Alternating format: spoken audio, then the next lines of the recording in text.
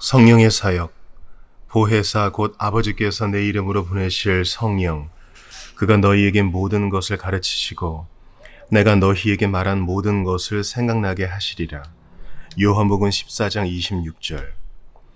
본절은 신약 성경에 나오는 성령의 사역과 인격에 관한 실제적인 교훈을 우리에게 매우 잘 소개하고 있으며, 우리는 또한 그것을 요한복음 17장 17절의 문맥에서 살펴보려고 합니다. 요한복음 17장 17절에서 우리 주님은 저희를 진리로 거룩하게 하옵소서, 아버지의 말씀은 진리니이다 라고 간구하고 계십니다. 우리는 지금까지 우리의 성화라는 전체적인 문제를 고찰했습니다. 그리고 우리의 성화를 일으키고 그것을 촉진시키는 진리의 여러 가지 측면들도 고찰해 보았습니다. 이 위대하고 포괄적인 진리를 살펴보면서 우리는 당연히 성령의 인격과 사역에 관한 진리에 이른 것도 사실입니다. 이것은 구원의 메시지의 필수적인 부분이고 또 그렇기 때문에 우리의 성화에 관한 교리에서 뺄 수 없는 부분입니다. 바로 그것 때문에 우리 주님께서 이 특별한 가르침을 이 특별한 시점에서 제시하고 있다는 사실에 의심의 여지가 없습니다.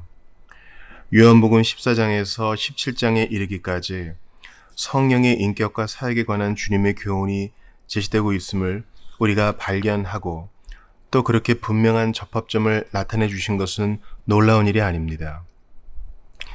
이제 주님이 제자들을 떠나려고 하고 계십니다. 주님은 이미 제자들에게 자신이 곧 그들을 떠나겠다고 말씀하셨습니다. 주님은 베드로에게 나의 가는 곳에 내가 지금은 따라올 수 없겠으나 후에는 따라오리라고 말씀하셨습니다. 그리고 그 결과 제자들은 괴로움에 처한 바 있습니다. 그래서 우리 주님이 너희는 마음에 근심하지 말라, 하나님을 믿으니 또 나를 믿으라는 말로 시작하여 이 놀라운 메시지를 말씀하신 것입니다. 주님은 이 교훈에 이어 성령에 관한 진리를 말씀하셨습니다. 주님은 요한복음 14장 15절부터 18절 사이에서 다음과 같이 말씀하십니다. 너희가 나를 사랑하면 나의 계명을 지키라.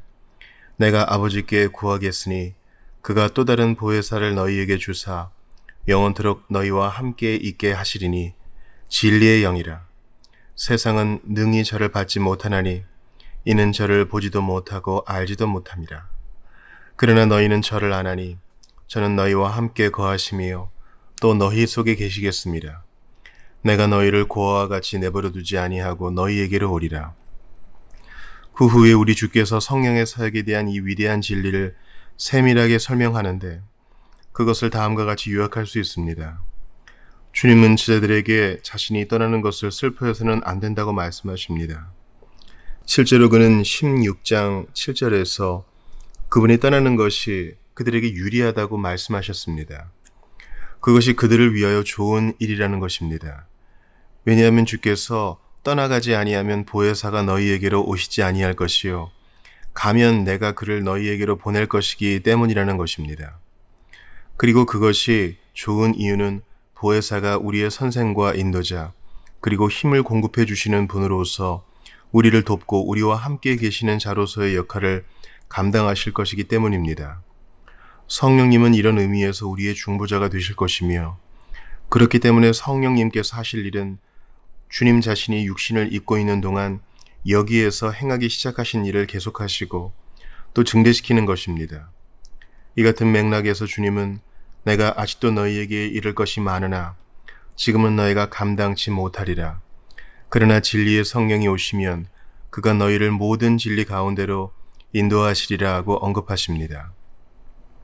다시 말해서 주님이 그들과 함께 계실 동안에는 그들이 주님의 인격의 의미를 충분히 이해하지 못하였으며 또 그가 죽으시는 목적도 이해하지 못했고 오히려 그것이 거침돌이 되었습니다. 그러나 주님이 죽으시고 부활 승천하신 후에 성령님이 오셨을 때에는 성령이 그들에게 이것들을 설명하고 적용하여 제자들에게 놀라운 유익들을 누리게 하실 것입니다. 그래서 우리 주님은 자신이 제자들에게 보내실 다른 보혜사에 대해서 말씀하시고 또 특별히 우리의 성화라는 관점에서 보혜사의 관심을 가지고 계십니다. 그러므로 우리의 성화에서 차지하는 성령의 역할과 사역에 대해서 살펴보도록 하겠습니다. 분명히 이것은 우리에게 매우 중요한 주제이며 그것을 다룰 때 우리가 아무리 조심해도 지나치지 않습니다. 우리는 처음부터 주께서 어떻게 우리가 성화되도록 하나님께 기도하셨는가를 보았습니다. 주님은 저희를 진리로 거룩하게 하옵소서라고 기도하십니다. 성화는 기본적으로 그리고 궁극적으로 하나님의 사역입니다. 우리의 구원 문제 전체가 하나님의 사역이기는 하나 성화는 특별히 그렇습니다. 그것은 하나님께서 우리에게 그리고 우리 안에서 행하시는 어떤 것이며 우리는 그분이 진리에 의해서 그것을 행하신다는 것을 이미 살펴보았습니다. 특별히 성령님에 관한 교리는 성화가 하나님의 역사임을 상기시켜주며 따라서 우리는 어떻게 그것이 수행되는가를 알아볼 필요가 있습니다. 하나님은 성령을 통해 우리 안에서 그리고 우리에게 그 일을 행하십니다. 그러나 문제는 성령님이 어떻게 이 일을 행하시는가입니다. 이 주제에 대해 많은 혼란이 있다는 사실을 여러분에게 상기시켜 드릴 필요가 전혀 없다고 봅니다. 교회 안에 있는 경건한 사람들이지만 성령이 역사하시는 방법에 대해서는 서로 다른 견해를 가지고 있는 사람들이 있습니다. 성령에 대한 교리로 우리의 대적 마귀가 사람들을 미혹시켜 온 것은 놀라운 일이 아닙니다. 그러므로 우리가 아무리 조심한다 해도 지나치지 않습니다. 그러므로 우리가 성령의 은사와 성령의 은혜라고 부를 수 있는 것 사이에 있는 분명한 차이점을 분명하게 구별해야 한다는 기본적 사실로부터 출발해야 할 것 같습니다. 신약에서 분명히 볼 수 있듯이 성령님은 두 가지 중요한 사역을 행하십니다. 먼저 다소 대외적인 사역이라고 볼 수 있는 증거의 사역이 있습니다. 사도행전 5장 32절을 보면 베드로가 유대인들에게 다음과 같이 말합니다. 우리는 이 일의 증인이요 하나님이 자기를 순종하는 사람들에게 주신 성령도 그러하니라. 사도행전 2장에서 기록된 대로 오순절에 예루살렘에서 일어날 일이 주로 성령의 이러한 대외적 사역과 관계가 있다는 것이 확실합니다. 거기에서 성령님이 불의 혀같이 갈라지는 특별한 형태로 교회에 강림하시어 이 외적 증거가 수행되도록 하기 위하여 방언을 말할 수 있는 능력을 주셨습니다. 그리고 우리는 다른 성경 말씀에서도 이와 똑같은 기록을 찾아볼 수 있습니다. 그와 관련하여 성령의 사역은 기독교 교회를 구성하고 있는 사람들에게 관심을 끄는 것이었습니다. 그들은 능력과 권세, 그리고 여러 가지 다양한 재능들을 부여받았으며 또한 이러한 것들에 의해 그들은 사람들의 주의를 끌었습니다. 사람들은 이렇게 말합니다. 이것이 웬일이지? 이 사람들에게 무슨 일이 일어난 거야? 그들은 분명히 갈릴리 사람들인데 그들이 모두 우리가 사용하는 말을 쓰고 있잖아. 이것이 도대체 어떻게 된 거야? 어떤 사람들은 심지어 이 사람들은 술에 취했나 봐 라고까지 말했습니다. 그들에게 매우 기이한 일이 일어난 것이 분명했으며 그들은 사람들의 관심을 끌었습니다. 그 결과 베드로 사도는 복음을 자유롭게 전하고 구원에 관한 위대한 사실들을 제시할 수 있었습니다. 사도행전을 읽어가다 보면 그와 비슷한 역사들이 일어남을 발견하게 됩니다. 다시 말해서 성령님이 외적인 형태로 임하여 사람들이 증인 노릇을 할 수 있도록 그들에게 능력을 주신다는 말입니다. 그러나 성령의 또 다른 사역이 있는데 그것은 특별히 우리의 성화와 관련된 것입니다. 그것은 성령이 우리 안에서 역사하시는 사역, 곧 그분이 우리 인격에 매우 깊고 구석진 곳에서 행하시는 사역입니다. 사람들은 종종 이 두 가지 사실을 혼돈합니다. 그래서 성령의 외적 사역과 내적 사역 간에 혼돈이 있습니다. 사람들은 종종 성화를 이루는 성령의 사역이 영혼 깊은 곳에서 진행되기보다는 성령의 은사로서 나타난다고 생각합니다. 바로 이 점에서 혼란이 일어난다고 생각되는데 여러분도 이 같은 생각에 동의하실 줄 믿습니다. 그러므로 이 중요하고 근본적인 구별로부터 설명을 시작하도록 하겠습니다. 성령의 은사들이 있는데 고린도전서 12장에서 가르쳐주고 있듯이 그것은 매우 다양합니다. 그러나 그 모든 은사들은 성령님이 우리 안에서 행하시는 사역과는 다른 그 무엇입니다. 여러분은 바울이 다양하고 중요한 은사들을 열거한 후에 제일 좋은 길을 그들에게 보이리라고 말씀한 것을 기억하실 것입니다. 그 제일 좋은 길이란 우리 안에서 행하시는 이 성령의 사역, 곧 성령의 열매들과 성령의 은혜로 통하는 길입니다. 이것은 사랑이라는 주제에 대한 바울의 위대한 연구로 나아가는 길인 것입니다. 그 같은 기본적인 구별에 유의한다면 많은 어려움들을 피할 수 있으리라고 봅니다. 그렇게 말했으니 이제 저도 똑같은 질문을 던져보아야 하겠습니다. 성령께서는 우리 안에서 이 구원 사역을 어떻게 수행하시며 또 특별히 성화라는 사역을 어떻게 수행하십니까? 여기에서 우리가 다시 한번 두 가지의 부정적인 것들을 가지고 시작하는 것이 좋으리라고 봅니다. 첫째로 우리가 성령의 교리만을 따로 분리해서 생각하는 것은 결코 있을 수 없다는 것입니다. 이 말은 우리가 구원의 역사는 하나라는 사실을 언제나 인식하지 않으면 안 된다는 뜻입니다. 구원의 역사에는 여러 가지 측면이 있으며 우리는 반드시 그것들을 구분할 수 있어야 합니다. 그러나 우리가 그것들을 구원의 측면들로 구분하는 것과 또 이 여러 가지 측면들을 다른 실제와 여러 부분들로 분리시키는 것은 전혀 별개의 문제입니다. 그것을 이렇게 생각해 보도록 하겠습니다. 우리는 믿음으로 의롭게 되는 것과 성화를 결코 분리시켜서는 안 된다는 점을 상기시키려고 매우 애써왔습니다. 그 둘은 구별할 수 있지만 결코 그것들을 분리시켜서는 안 됩니다. 제가 의미하는 분리란 바로 이렇습니다. 우리가 앞서서 고찰해 보았듯이 어떤 사람들은 성화되지 않고서 거룩하게 될 수 있다고 말하며 또 믿음으로 의롭게 된다고 주장합니다. 그러나 그것은 분명하게 잘못된 가르침입니다. 왜냐하면 칭의와 성화 사이의 구분을 강조한 나머지 그것들을 분리시키는 데까지 나아가기 때문입니다. 우리가 의롭다 하심을 받았으면 벌써 성화의 과정이 시작된 것입니다. 어떤 사람이 그리스도 안에서 믿음으로 의롭다함을 받는 그 순간부터 칭의는 시작되었습니다. 그리고 바로 그 같은 이유 때문에 우리의 지혜와 의로움 혹은 칭의와 거룩함과 구속함이 되신 주 예수 그리스도를 나눌 수 없는 것입니다. 우리가 주 예수 그리스도를 부분적으로 받을 수는 없습니다. 우리는 그분 전체를 받으며 그렇기 때문에 우리의 칭의이신 그리스도께서 이미 우리의 성화가 되신 것입니다. 우리가 우리의 성화를 이룸에 있어 성령님의 사역이라는 측면에서 그와 똑같은 잘못을 범하지 않도록 주의하지 않으면 안 되겠습니다. 또다시 사람들은 이런 식으로 잘못을 범하는 경향이 있습니다. 그들은 다음과 같이 말합니다. 물론 그렇습니다. 당신이 먼저 주 예수 그리스도에 관한 교훈을 받을 필요가 있습니다. 그리고 그 교훈을 받았으면 계속해서 성령님에 관한 가르침도 받아야 마땅하겠지요.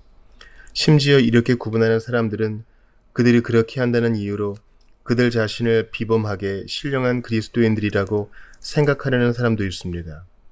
또 그들은 이렇게 말합니다. 우리는 이제 주 예수 그리스도에 관한 교리에 관심 없습니다. 그것은 회심할 때에나 갖는 것이지요.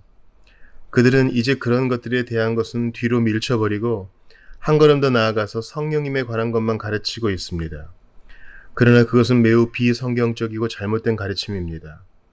구원의 전체적인 역사는 복되신 삼위 하나님의 사역이며 삼위일체의 새 복되신 위격들은 언제나 이 일에 관여하고 계십니다. 만일 구별해야만 하겠다면 그 일을 계획하고 시작하시는 분은 영원하신 성부 하나님이시고 두 번째 위격이신 성자 하나님께서는 실제로 이 세상에 강림하시어 그 일을 수행하셨으며 그 사역을 우리에게 적용하시는 것은 성령님의 특별한 기능이라는 것입니다. 그러나 분명한 것은 이 세 위격을 따로 분리하여 떼어놓을 수 없다는 사실입니다. 여러분은 생각과 마음속에서 그것을 구분할 수 없습니다. 그것이 옳은 일이고 실제적으로 우리는 그렇게 해야 합니다.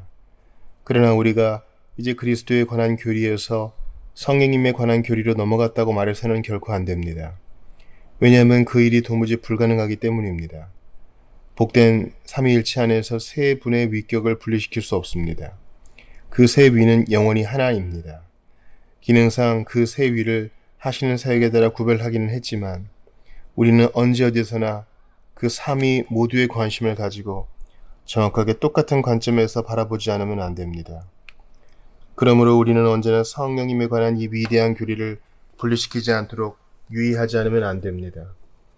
그것은 다른 모든 교리들과 함께 결합되어 있어야 합니다. 우리가 그것을 특별히 살펴볼 수 있지만 그것만을 어떤 범주 안에 가두어 두고 사람들로 하여금 계속해서 어떤 방향으로 나가도록 결코 유도해서는 안 된다는 말입니다. 우리가 삼위일체를 나눌 수 없는 것처럼 이런 근본적인 입장에서 삼위일체의 사역을 구분할 수도 없습니다. 성령의 교리 역시 전체의 교리와 연결시켜야 합니다. 이것이 위대하고 놀랍고 또 중심적인 교리의 한 측면이기 때문입니다. 두 번째 부정적 진술은 우리가 성령의 활동을 고립시켜서는 안 된다는 것입니다. 교회사를 보면 성령의 사역을 다른 모든 것들로부터 고립시키려고 했던 사람들이 있었음을 발견하게 될 것입니다. 저는 프렌즈파의 창시자인 조지 폭스에 대해서 대단히 우호적으로 말씀드립니다. 그리고 저는 조지 폭스에 대한 글이나 혹은 그가 쓴 글을 읽을 때면 언제나 저의 마음이 뜨거워지고 축복을 얻을 것처럼 생각된다고 솔직하게 말씀드리는 바입니다. 그러나 어떤 면에서 그가 성경과 정반대되는 가르침을 했다는 것은 의심할 여지가 없습니다. 그것은 그가 성령의 활동을 고립시키고 오히려 자신이 내적 빛이라고 부른 것을 강조한 점입니다. 저는 그에게 상당히 공감합니다. 왜냐하면 물론 그가 하나의 반작용으로서 그렇게 했기 때문입니다. 조지 폭스는 매우 정통적이고 성경을 처음부터 끝까지 알며 성경을 인용하고 성경에 대해서 이야기하며 성경에 대해서 논하며 성경에 대해서 설교할 수 있는 사람들, 즉 그들의 교리를 알고 있는 많은 사람들을 볼 수 있었습니다. 그러나 조지 폭스는 그것이 모두 머리로만 아는 지식이었고 또 순전히 지적인 것이라는 사실을 분명히 알 수 있었습니다. 참으로 신약 성경의 문맥에서 이런 사람들을 볼 때 그들이 생명과 영적인 능력 그리고 영성이 부족하다는 사실을 발견할 수 있을 것입니다. 그들은 종종 세속적인 삶을 살고 있었고 또 실제적으로 무엇에 갇혀있는 삶을 살고 있는 것처럼 보였습니다. 조지 폭스에게 있어 그들은 자신들의 집을 설교하는 집으로 생각하는 형식주의자들이었습니다. 그는 거침없이 들어가서 그들의 모임을 뒤집어 엎고 성령의 능력으로 설교하였습니다. 그 죽은 형식주의에 대한 반작용으로 그는 또 다른 극단으로 나갔으며 내적인 빛에 귀를 기울여서 그것의 인도를 받는 것 외에 중요한 것은 아무것도 없다고 말했습니다. 그들이 그들 안에 계신 성령님의 음성을 들어야만 한다는 것입니다. 조지 폭스 자신은 정통적 교리에 강한 믿음을 갖고 있었지만 사실상 그는 그것을 부인하는 방식으로 이것을 가르쳤으며 그 결과 그를 따르는 많은 사람들로 하여금 자신들이 할 일은 단지 성령의 능력에 귀를 기울이는 것뿐이라고 말하는 입장을 취하게 했습니다. 그는 성령님이 모든 사람 안에 계시고 우리가 할 일이란 우리 안에 계신 성령님께 순종하고 내적인 빛에 순종하는 것뿐이라고 가르쳤습니다. 그는 사람들에게 어떤 것도 필요치 않고 외부적 가르침도 요구되지 않는다고 말했습니다. 이러한 견해를 가지고 있는 사람들은 내적인 빛을 하나님의 말씀에 대한 가르침에 대비시키는 경향이 있습니다. 그들은 성령님의 사역과 활동을 고립시킵니다. 물론 우리들도 이 같은 위험에 빠질 수 있습니다. 우리의 잘못은 우리가 성령님에 관한 교리뿐만 아니라 또한 성령님의 활동까지도 고립시키는 경향이 있다는 것입니다. 그렇다면 어떻게 우리가 이러한 잘못을 범하지 않을 수 있을까요? 저는 여러분에게 다음과 같은 방법으로 그러한 실수를 피하라고 제시하고 싶습니다. 우리가 성령의 사역이라고 생각되는 것이나 혹은 우리에게 성령의 사역이라고 제시되는 어떤 것에 언제나 적용시켜야만 될 두 가지 중요한 시금석이 있습니다. 첫 번째 방법은 우리가 하나님의 말씀을 향하고 있는가 하는 것입니다. 신약에서는 성화의 사역이 있어 성령님은 말씀과 관계하여 역사하신다고 가르칩니다. 성령님은 우리에게 직접적으로 역사하십니다. 그러나 거의 언제나 그는 말씀으로 역사하십니다. 이것은 매우 기본적인 요청입니다. 만일에 여러분이 성령과 그의 사역에 관한 가르침을 읽거나 혹은 성화의 사역에 대한 일반적인 가르침들을 읽는다면 언제나 성령의 사역이 말씀과 결합되고 있으며 또 그 용어들이 서로 교차적으로 사용되고 있음을 발견하게 될 것입니다. 때로는 우리가 말씀에 의해 성화된다고 말합니다. 다른 때는 성령에 의해 성화된다고 합니다. 때로는 우리가 성령에 의해 거듭난다고 말합니다. 야고보와 베드로는 우리가 중생한 것이 말씀의 결과라고 가르칩니다. 어느 때는 성령님을 강조합니다. 분명한 것은 성령님께서 이 일을 우리 안에서 우리를 통하여 우리에게 행하시되 말씀이라는 수단을 통해서 곧 말씀을 사용하심으로 행하신다는 사실입니다. 여러분 또한 우리 주님께서 성령을 진리의 영이라고 묘사하신 것을 아실 것입니다. 성령은 우리에게 모든 진리를 가져다 주시고 진리로 인도하시는 영이십니다. 성령은 진리의 영이실 뿐만 아니라 또한 진리를 계시하시는 영이십니다. 그것이 성령님의 가장 큰 기능입니다. 주께서 요한복음 14장 26절에서 이렇게 말씀하셨습니다.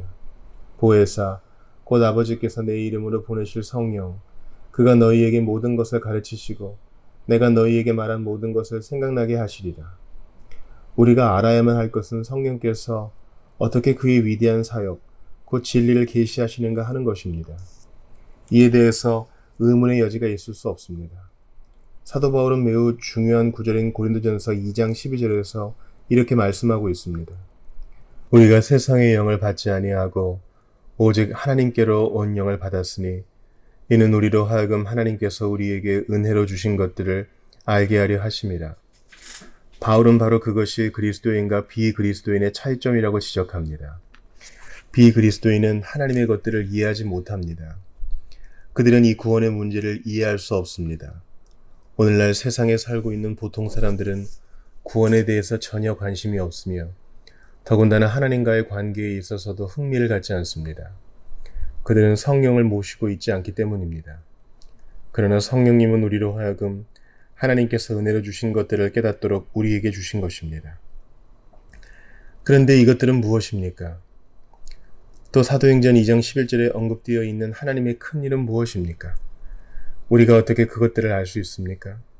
또 어떻게 그것들을 이해할 수 있습니까? 그 대답은 성경을 살펴보기까지는 그것들에 관한 어떤 것도 알 수 없다는 사실입니다. 바로 성경책에서 그것을 발견합니다. 바로 여기에서만 하나님께서 하신 일이 무엇인지 알게 됩니다. 내가 어떤 경험을 가지고 있을 수도 있습니다. 그러나 문제는 그 경험들이 이 놀라운 하나님의 역사와 조금이라도 관계가 있는가 하는 것입니다. 말씀 안에서만 나는 하나님께서 하신 일을 발견하며 여기에서만 하나님께서 우리에게 넉넉하게 주신 것들이 무엇인가를 발견할 수 있습니다. 그 일을 행하시는 분이 바로 성령님이십니다.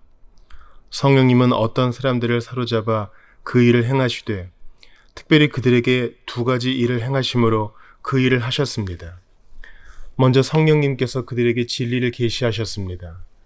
그는 사실들에 관한 정보를 주셨습니다. 그것이 바로 계시의 의미입니다.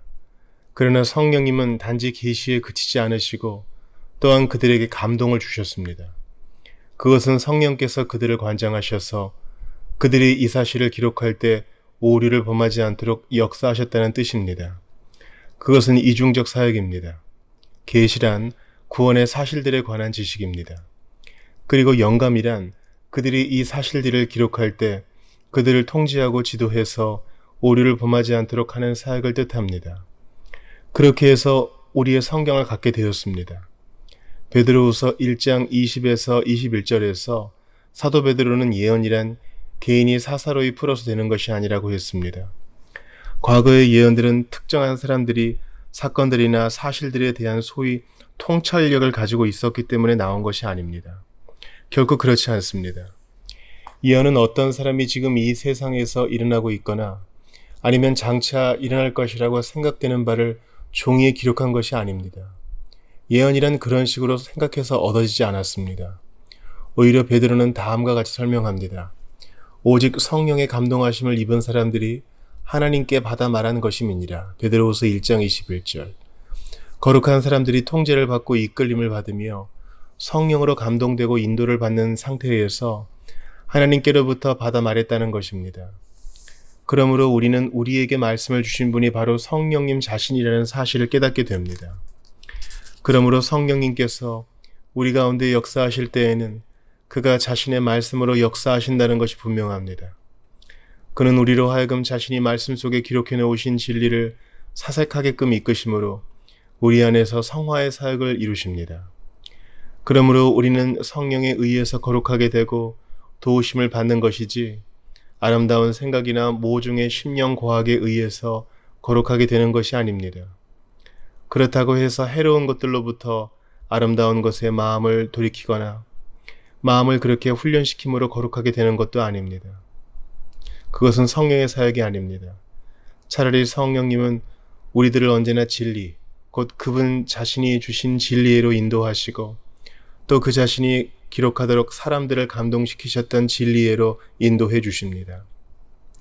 그러므로 우리가 어떻게 느끼든지 간에 만일에 그것이 진리와 직접적으로 관계를 맺지 않는 것이라면 그것은 성령의 사역이라고 볼 수 없습니다. 그 점에서 기독교의 메시지와 오늘날 세상에 존재하는 다른 대중적 사이비 종교 간의 차이점을 매우 분명히 알 수 있다고 생각합니다. 사이비 종교들은 참으로 사람들에게 실제적으로 영향을 미치며 그들이 더 낫게 느끼도록 만들어줍니다. 이것은 매우 훌륭한 심리학입니다. 왜냐하면 심리학의 규칙이란 언제나 사물의 밝은 면만 보고 아름다운 생각들만 생각하는 것이기 때문입니다. 그것을 부인한다면 어리석은 일일 것입니다. 그러나 그렇게 하여 심리적으로 더 나은 기분을 느끼며 아름다운 생각들을 발전시킨 결과 모든 면에서 더 나은 기분을 가진다 해도 그것은 기독교 신앙이나 혹은 기독교 메시지와는 아무런 관련이 없을 수 있습니다. 실제적으로 그것이 기독교 메시지의 가장 큰 장애물이 될 수도 있습니다. 기독교 메시지와 기독교적 구원의 방법은 처음부터 끝까지 이러한 진리와 직접적으로 관계되어 있습니다. 아름다운 생각들이 우리에게 유익이 될 수 있습니다. 그러나 문제는 그 생각들이 하나님의 놀라운 사역을 중심으로 하고 있는가 하는 것입니다. 여러분의 행복이 하나님께서 행하신 일, 곧 능력이 하나님께서 행하신 활동과 하나님이 우리에게 은혜로 주신 것들에 기초하고 있습니까? 성령은 언제나 말씀대로 인도하십니다. 그러나 제가 말씀드리려고 하는 두 번째 사항은 훨씬 더 중요합니다. 그것은 성령께서 우리를 항상 말씀으로 인도하실 뿐만 아니라 또한 결국에는 이 말씀의 특별한 메시지, 곧 우리의 복되신 구세주이신 주 예수 그리스도의 인격으로 인도하신다는 사실입니다. 혹자는 이렇게 말합니다. 그러나 지금 이 시점에서는 목사님께서 성령님에 대해서만 전파하고 계신다고 생각하는데요. 그러나 저는 그렇게 할 수 없습니다. 왜냐하면 주님 자신이 우리에게 성령이 오시면 그가 자기 자신에 대해서 전하지 않을 것이라고 말씀하셨기 때문입니다. 이것은 그가 자기 자신에 대해서 말하지 않을 뿐만 아니라 또한 그분 자신 혹은 그분이 무엇을 하실 것인가에 대해서도 말씀하지 않을 것이라는 뜻입니다. 우리 주님이 우리에게 말씀하십니다. 그가 나를 증거하실 것이요. 요한복음 15장 26절. 그가 내 영광을 나타내리라. 요한복음 16장 14절. 성령의 특별한 사역은 결코 자기 자신에게 관심을 돌리게 하지 않고 오히려 주 예수 그리스도께 관심을 기울이도록 하는 것입니다. 또한 베드로는 이렇게 말했습니다.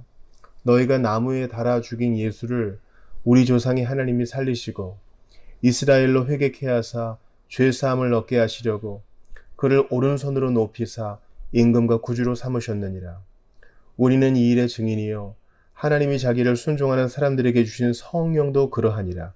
사도행전 5장 30에서 32절. 베드로는 사실상 다음과 같이 말한 것입니다. 우리는 주 예수 그리스도의 증인이었다. 우리가 그분과 함께 3년을 보냈다. 우리가 지금 너희에게 그분에 대해서 그리고 그분이 행하신 것과 말씀하신 것에 대해 이야기하고 있다. 우리는 그분이 나무에 매달려 죽으신 것을 목격하였다. 우리는 그들이 그분의 시체를 끌어내려 무덤 속에 장사하는 것도 보았다. 우리는 그분의 무덤 앞에 있는 돌이 굴러가 버린 것을 보았고 또 우리가 방문을 잠그고 함께 있을 때 그분이 들어오셨다. 그분은 또 다른 때에도 우리에게 나타나셨다. 우리는 이 일에 대한 증인이고 성령 또한 그러하시다. 성령은 사도들이 그랬듯이 이 일에 대해서도 증인이십니다. 히브리서 저자도 이와 똑같은 것을 말씀하고 있습니다. 그는 복음에 대해서 말씀하고 있습니다. 그의 진술은 다음과 같이 계속됩니다. 처음에 주로 말씀하신 바요 들은 자들이 우리에게 확증한 바니 하나님도 표적과 기사들과 여러 가지 능력 및 자기 뜻을 따라 성령이 나눠주신 것으로서 저희와 함께 증거하셨느니라. 히브리서 2장 3, 4절. 참으로 사도 요한이 요한일서 4장 2절에서 이 점에 대해 분명하게 말씀한 바 있습니다. 예수 그리스도께서 육체로 오신 것을 시인하는 영마다 하나님께 속한 것이요. 그러므로 이것이야말로 우리가 언제나 적용할 수 있는 매우 중요한 시금석이 아닐 수 없습니다. 성령님은 언제나 주 예수 그리스도를 가리키고 그분을 영화롭게 한다는 것입니다. 그러므로 우리는 우리 자신들에게 나는 성령을 받았는가? 성령이 내 안에서 역사하고 있는가? 라고 물어봐야지 나는 어떤 느낌을 느끼고 있는가? 라고 물어보아서는 안 됩니다. 나에게 놀라운 느낌을 줄 수 있는 요인들은 참으로 많이 있습니다. 예를 들자면 사이비 종교나 시 같은 것들이 우리에게 놀라운 느낌을 줄 수 있으며 한 걸음 더 나아가서 저녁 노을이나 마약도 그런 기분을 줄 수 있습니다. 느낌이 시금석은 아닙니다. 하나님께 감사하게도 성령 역시 느낌을 줍니다. 그러나 우리가 던져야 할 질문은 이렇습니다.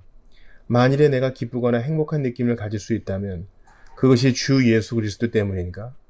그렇지 않은가? 만일에 나의 행복이나 기쁨, 평강, 그리고 모든 것이 나의 복되신 주님과 직접적으로 관련되지 않는다면 그것은 아마도 반그리스도적이며 하나님과는 전혀 관계가 없는 것일 것입니다. 왜냐하면 성령은 언제나 주 예수 그리스도를 영화롭게 하기 때문입니다. 은사들에 관한 적용도 똑같습니다. 사람들에게 은사를 줄 수 있는 매체가 많이 있습니다. 그러나 이 은사들이 주님 자신과 직접적으로 관계가 없다면 그것들은 하나님께 속한 것이 아닙니다.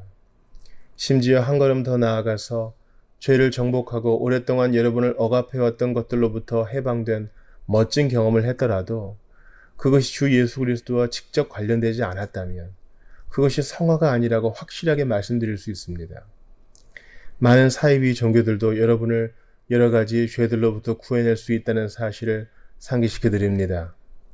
그들의 이야기를 읽으면서 주 예수 그리스도가 전혀 언급되지 않은 것을 발견할 수도 있습니다. 혹시 주 예수 그리스도께서 중심에 계시지 않거나 혹은 그분께 영광이 돌려지지 않는다면 그것은 성령의 사역이라고 볼 수 없습니다. 왜냐하면 성령은 언제나 그분께 영광을 돌리기 때문입니다. 성령은 언제나 주 예수 그리스도를 중심에 놓으며 우리로 하여금 그분과 관계를 맺도록 합니다. 이처럼 성령은 우리에게 그리스도를 계시하시기 위하여 오셨습니다. 성령의 주요 사역은 그리스도를 우리에게 확실하게 알게 하고 또 그리스도께서 우리를 위하여 행하신 일을 보여주며 그분의 가르침을 상기시켜주고 우리에게 그리스도에 대한 열망과 사랑을 주며 그리스도께서 사셨던 대로 살 수 있는 힘을 주시고 그분의 형상을 닮아가도록 하는 것입니다. 그것은 모두 주 예수 그리스도를 중심으로 하고 있습니다. 그렇기 때문에 저는 성령의 교리를 결코 따로 분리시켜서는 안 된다고 강조하고 싶습니다. 내가 무엇을 가지고 있다고 생각하든지 아니면 내가 어떤 경험을 가지고 있다고 생각하든지 만일에 내 안에 성령님이 계시기만 한다면 성령님은 나로 하여금 주 예수 그리스도를 중심에 모시도록 만드실 것입니다. 왜냐하면 성령님은 언제나 그분에게로 인도하시기 때문입니다. 다른 영들은 그렇지 않습니다. 그들은 나를 영화롭게 하라고 말합니다. 만일 여러분이 성령님을 모시고 있는지 혹은 그분이 여러분 안에 계시면서 여러분을 다스리고 계신지를 알고 싶다면 그것이 가장 확실하고 안전한 시금석입니다. 느낌은 왔다가 사라지고 또 은사들도 왔다가 사라지며 또 여러분은 그것 없이도 경건하고 주의 깊은 삶을 살 수 있습니다. 그러나 성령의 사역의 특징은 그가 주 예수 그리스도를 우리에게 나타내 주시고 우리가 계속해서 그분과 더불어 친밀한 관계를 맺도록 하시며 그분의 영광스러운 임재를 즐거워하게끔 만들어 줍니다. 성령은 우리를 말씀으로 이끄사 결국 주님을 알게 하는 지식에 이르게 하심으로 성화를 이루십니다.